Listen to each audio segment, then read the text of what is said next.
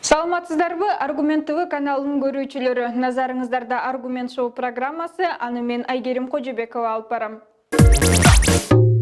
Ырчы Расул Маматкулов жубайым экөөбүздүн баш кошконубузга 20 жылдан ашты. Ага болгон сый урматым, ыраазычылыгымды ыр аркылуу билдиргем. Ыр толук даяр болгондо жубайыма ырдап берсем көзүнө жаш алып отуруп уккан. Негизи чыгармачыл адамдар абдан жумшак келебиз, тез таарынабыз. Ошол эле учурда кайра бат жазылабыз. Ошондой учурда менин көөдөнүмдө эмне болуп жатканын жубайым жакшы түшүнүп, баарын кабагымдан сезип турат. Деги эле чыгармачыл адамдын жубайы менин кемпиримдей болуусу керек деп жубайына арналган ырдын тарыхы тууралуу баяндап өткөн.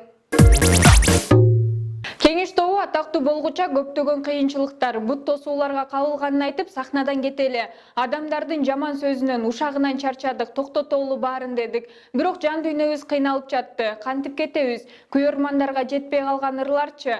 Сахнага күлүп чыксак эле баары сонундай сезилет. Ырчы болуп атыңды таанытууда эмне деген эмгек кыласың, эмне деген сөз угасың, жакшысы дагы, жаманы дагы айтылат. КТРКдан дагы биздин ырларыбыз элге жетсе дейт элек. Бирок ал жерде иштеген топтолгон мафия бизди жолотпойт эле.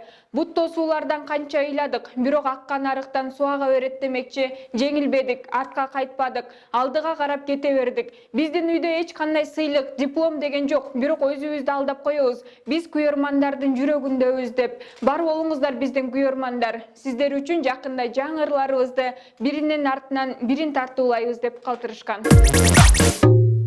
Элмирбек Иманалиевдин кызы Айзура Иманалиева ый менен адамды артка кайрый албайт экенбиз. Мындан оор жоготууга экинчи ирет учурадык. Бирок өзүмдү колго алып, атамдын экинчи өмүрүн узак кылууну тилек кылып, бир туугандары менен Элмирбек Иманалиев атындагы коомдук фондун ачууну туура көрдүк. Атамдын талантын баалап, анын ишинин уланышына кызыктар адамдын бар экени көңүл жылытат. Ошондуктан чаржайыт иш жүргүзбөй бир фонддо иш алып барсак туура болчудай. Анын үстүнө өлгөн адамдын атын жамынып, акча табуунун айласын кылгандарды да көрдүк. Биз ага жол бербей, моралдык жоопкерчиликти колго алдык деп жазып калтырган. Ушуну менен биздин программабыз соңуна жетти. Кийинки чыгарылыштан көрүшкөнчө сак саламатта туруңуздар.